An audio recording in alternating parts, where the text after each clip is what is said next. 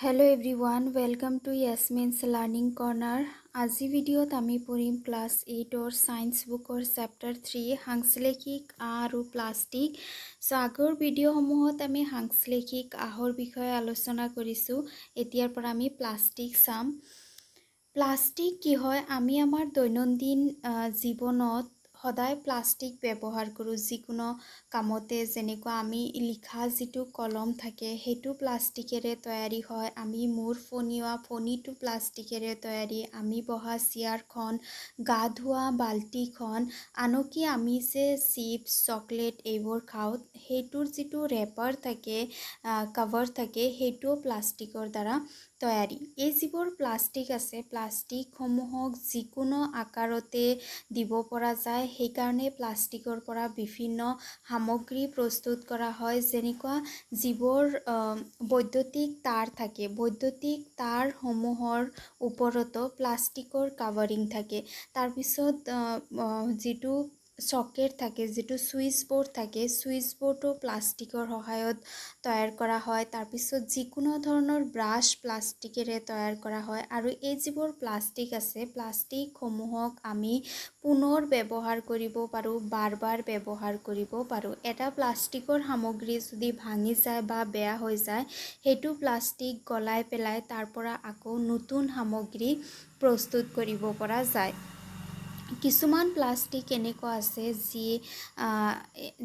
যিয়ে বৈদ্যুতিক যিটো শক্তি আছে বৈদ্যুতিক শক্তিৰ গলাব নোৱাৰে। আকৌ কিছুমান প্লাষ্টিক আছে যিবোৰ গৰম পালে বা ইলেক্ট্ৰিচিটি পালে সোনকালে গলি যায়।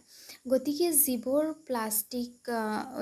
প্লাষ্টিক গলি নাযায় সেইবোৰ প্লাষ্টিকত বেকেলাইট থাকে, মেলামাইন থাকে, যাৰ কাৰণে এইবোৰ গলি নাযায়। এই যিবোৰ প্লাষ্টিক আছে প্লাষ্টিকসমূহে পানীৰ সৈতে বা বতাহৰ সৈতে কোনো ধৰণৰ বিক্ৰিয়া নকৰে। তাৰপিছত প্লাষ্টিকৰে তৈয়াৰী যিবোৰ বস্তু আছে বস্তুসমূহত মামৰ নালাগে। এনে যিবোৰ লৰে তৈয়াৰী বস্তু আছে বস্তুবোৰত কেইদিনমানৰ পিছতে মামৰ লাগি যায়, বেয়া হৈ যায়। কিন্তু প্লাষ্টিকৰ বস্তুত কেতিয়াও মামৰ নালাগে, বহুত দিনলৈকে চলে। আৰু প্লাষ্টিকৰ বিভিন্ন ধৰণৰ ৰং আছে। আমি প্লাষ্টিকেৰে তৈয়াৰী বিভিন্ন ৰঙৰ সামগ্ৰী বজাৰত কিনিবলৈ পাওঁ। দৈনন্দিন ব্যৱহাৰ কৰা বহুতো প্লাষ্টিক সামগ্ৰীৰ সৈতে তোমালোকে নিশ্চয় পৰিচিত। এনেধৰণৰ সামগ্ৰীবোৰ ব্যৱহাৰৰ এখন তালিকা প্ৰস্তুত কৰা। তুমি ৰাতিপুৱাৰ পৰা ৰাতিলৈকে কি প্লাষ্টিকৰ বস্তু ব্যৱহাৰ কৰা তাৰ এখন তালিকা প্ৰস্তুত কৰিব পাৰা। সাংশ্লেষিক আহৰ দৰে প্লাষ্টিকো এবিধ বহুযোগী। আমি যেতিয়া সাংশ্লেষিক আহ পঢ়িছিলোঁ তেতিয়া আমি বহুযোগী শব্দটো পাইছিলোঁ। বহুযোগী মানে কি? ইয়াতে বহুতকেইটা সৰু সৰু একক লগ লাগি পেলাই এটা বহুযোগী সৃষ্টি হয়। যেনেকুৱা মণিৰ মালাসমূহত মণিবোৰ লগ লাগি পেলাই মালাৰ সৃষ্টি হয়। ঠিক তেনেদৰে বহুযোগী এটাত বহুত মনোমাৰ থাকে, মনোমাৰসমূহ লগ লাগি বহুযোগী এটাৰ গঠন হয়। সাংশ্লেষিক আহৰ দৰে প্লাষ্টিকো এবিধ বহুযোগী। ইয়াতো বিভিন্ন ধৰণৰ মনোমাৰ লগ লাগি পেলাই তাৰ পৰা বহুযোগীৰ সৃষ্টি হয়। সকলো প্লাষ্টিকত গোটবোৰ একে ধৰণেৰে সজ্জিত নহয়। এতিয়া প্লাষ্টিকসমূহ যে সজ্জিত হয় প্লাষ্টিক সজ্জিত দুই ধৰণে হয়। এটা হৈছে ৰৈখিকভাৱে সজ্জিত হোৱা আৰু আনটো হৈছে প্ৰস্থ সংযোজিতভাৱে সজ্জিত হোৱা। দুয়োটাৰে চিত্ৰ আছে। এইটো হৈছে ৰৈখিকভাৱে সজ্জিত প্লাষ্টিক। এইটো ৰেখাৰ দৰে এটাৰ পিছত এটা মনোমাৰ লগ লাগিছে। এইবোৰ হৈছে একোটা মনোমাৰ। বহুতকেইটা মনোমাৰ এনেদৰে লগ লাগি পেলাই বহুযোগী এটাৰ গঠন কৰে। বহুযোগী। আৰু এইটো হৈছে প্ৰস্থ সংযোজিত সজ্জা। প্ৰস্থ সংযোজিত সজ্জাত মনোমাৰসমূহ দুইফালৰ পৰা লগ লাগে। ইফালেও এটা লগ লাগিব, ইফালেও এটা লগ লাগিব। এইটো হৈছে প্ৰস্থ সংযোজিত। এইবোৰ হৈছে মনোমাৰ। এনেদৰে প্ৰস্থ সংযোজিত মনোমাৰ লগ লাগি পেলাই এটা বহুযোগীৰ সৃষ্টি কৰে। গতিকে আমি চালোঁ যে প্লাষ্টিক সামগ্ৰীসমূহ তৈয়াৰ কৰা যিবোৰ মনোমাৰ আছে সেইসমূহ দুই ধৰণেৰে সংযোজিত হয়। প্লাষ্টিকৰ সামগ্ৰীবোৰ সম্ভৱপৰ সকলোবোৰ আকৃতি আৰু আকাৰত পোৱা যায়। ইয়াক আকাৰ দিয়া অতি সহজ, অতি সোনকালে অতি সহজে ইয়াক আকাৰ দিব পৰা যায়। সেইকাৰণে আমি বিভিন্ন আকৃতিৰ প্লাষ্টিকৰ সামগ্ৰী পাওঁ।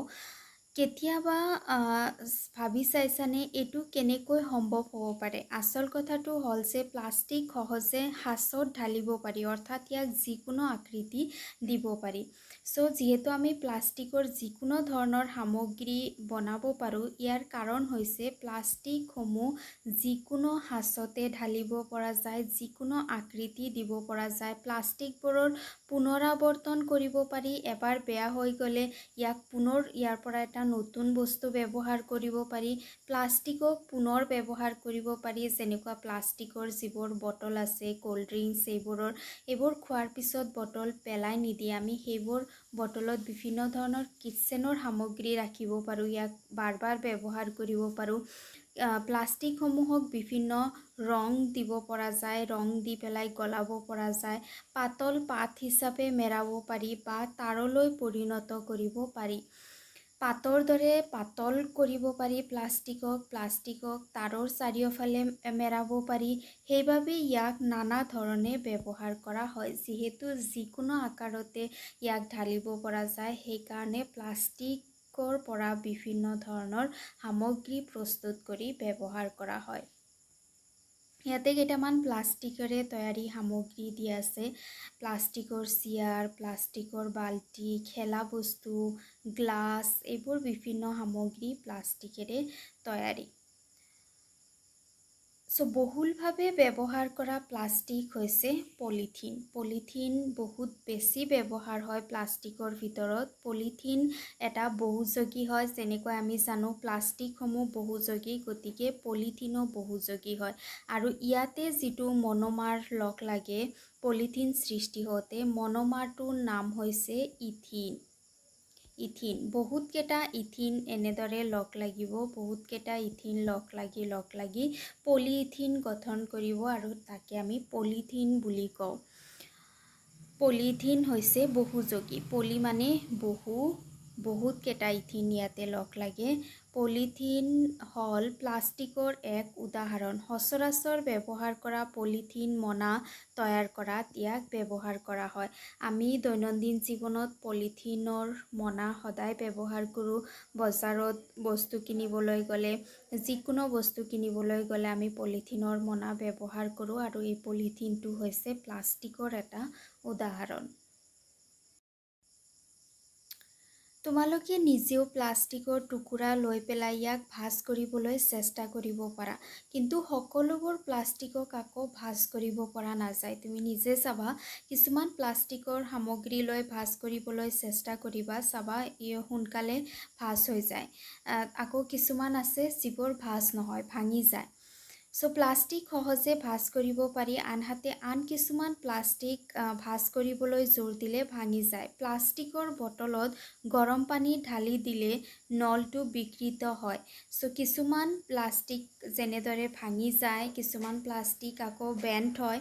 কিছুমান প্লাষ্টিক এনেকুৱা আছে য'ত গৰম পানী, গৰম বস্তু দিলে ইয়াৰ যিটো আকাৰ আছে, আকাৰটো বেয়া হৈ যায়। গতিকে এই ধৰ্মৰ ওপৰত ভিত্তি কৰি প্লাষ্টিকসমূহক দুটা ভাগত ভাগ কৰা হয়। এটা হৈছে তাপ নমনীয় প্লাষ্টিক আৰু এটা হৈছে তাপদৃঢ় প্লাষ্টিক। এতিয়া যিবোৰ প্লাষ্টিকক তাপ দিয়াৰ লগে লগে ই গলি যায়, ই ভাঁজ লাগি যায়, অৰ্থাৎ ইয়াৰ আকাৰ বিকৃত হৈ যায়, তাক তাপ নমনীয় প্লাষ্টিক বুলি কোৱা হয়। যেনেকুৱা উদাহৰণ হৈছে পলিথিন, PVC, এইবোৰক খেলনা, ফণি আৰু নানা ধৰণৰ পাত্ৰ উৎপাদন কৰাত ব্যৱহাৰ কৰা হয়। কিছুমান এনেকুৱা পাত্ৰ আছে যিবোৰক জুইৰ ওচৰত লৈ গ'লে ইয়াৰ আকাৰ বিকৃত হৈ যায়, কিন্তু আন কিছুমান আছে যিবোৰৰ নহয়। তাৰ বিষয়ে আমি চাম। এনে কিছুমান প্লাষ্টিক আছে যিবোৰক এবাৰ আকৃতি দিয়াৰ পিছত পুনৰ তপতালেও কোমল কৰিব নোৱাৰি। গলোৱাটো দূৰৰ কথা, এইবোৰক তপতালেও ই কোমলো নহয়। এনেকুৱা ধৰণৰ প্লাষ্টিকো আছে যিবোৰ প্লাষ্টিকৰ সহায়ত আজিকালি বিভিন্ন ধৰণৰ প্লেটছ তৈয়াৰ কৰা হয়, বিভিন্ন ধৰণৰ সামগ্ৰী তৈয়াৰ কৰা হয় যিবোৰক তাপ দিয়াৰ পিছতো গলি নাযায়, আৰু এনেকুৱা ধৰণৰ প্লাষ্টিকবোৰক তাপ দৃঢ় প্লাষ্টিক বুলি কোৱা হয়। আৰু এনেকুৱা প্লাষ্টিকত বেকেলাইট, মেলামাইন এইবোৰ থাকে। বেকেলাইটত তাপ আৰু বিদ্যুতৰ কুপৰিবাহী মানে ইয়াৰ মাজেৰে তাপ পাৰ হৈ যাব পাৰে। তাপে ইয়াক একো ক্ষতি কৰিব নোৱাৰে। যেনেকুৱা বৈদ্যুতিক ছুইচসমূহ তাপদৃঢ় প্লাষ্টিকেৰে তৈয়াৰী। বিভিন্ন ধৰণৰ বাচন বৰ্তন যেনেকুৱা ডিনাৰ ছেট যিবোৰ প্লাষ্টিকেৰে তৈয়াৰ কৰা হয় আৰু এবাৰ ইয়াৰ আকাৰ দিয়াৰ পিছত ই আৰু গলি নাযায়। মেলামাইন এবিধ বহুত গুণ থকা পদাৰ্থ। ই অগ্নি ৰোধ কৰে আৰু আন প্লাষ্টিকতকৈ ই অধিক ভালদৰে তাপ সহ্য কৰিব পাৰে। মেলামাইন নামৰ যিটো প্লাষ্টিক আছে, প্লাষ্টিকটো বেলেগ প্লাষ্টিকতকৈ ইয়াৰ তাপ সহ্য কৰিব পৰা ক্ষমতা বেছি। মজিয়া, টাইলছ, ৰান্ধনীশালাৰ সা-সৰঞ্জাম আৰু অগ্নি প্ৰতিৰোধী কাপোৰ প্ৰস্তুত কৰিবলৈ ইয়াক ব্যৱহাৰ কৰা হয়। তাপ নমনীয় আৰু তাপদৃঢ় প্লাষ্টিকৰ বিভিন্ন ব্যৱহাৰ দেখুওৱা হৈছে। গতিকে এই যিটো মেলামাইন আছে, মেলামাইনটোৰ গুণ ভাল থকা কাৰণে ইয়াক টাইলছ হিচাপে ব্যৱহাৰ কৰা হয়। কিটচেনৰ বিভিন্ন ধৰণৰ কিটচেনৰ সামগ্ৰীসমূহ সাধাৰণতে গৰম সহ্য কৰা হ'ব লাগে। গতিকে কিটচেনত যিবোৰ প্লাষ্টিকৰ সামগ্ৰী পোৱা যায় সেইবোৰ মেলামাইনেৰে তৈয়াৰী হয়।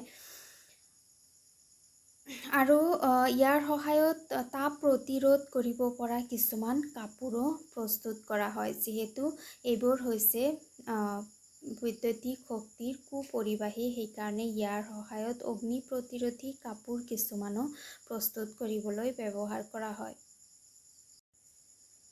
কেইটামান তাপদৃঢ় প্লাষ্টিকৰ উদাহৰণ দিয়া আছে। সেইটো হৈছে প্লেট, ভাত আদি খোৱা প্লেটসমূহ তাপদৃঢ় হয়। কিছুমান প্লাষ্টিকৰ কাপ থাকে যিবোৰ তাপদৃঢ় প্লাষ্টিকেৰে তৈয়াৰী। এইবোৰ হৈছে যিবোৰ ডাইনিঙৰ ওপৰত থৈ পেলাই তাৰ ওপৰত প্লেট লোৱা হয়। এনেকুৱা বিভিন্ন ধৰণৰ সামগ্ৰীৰ ছবি দিয়া আছে।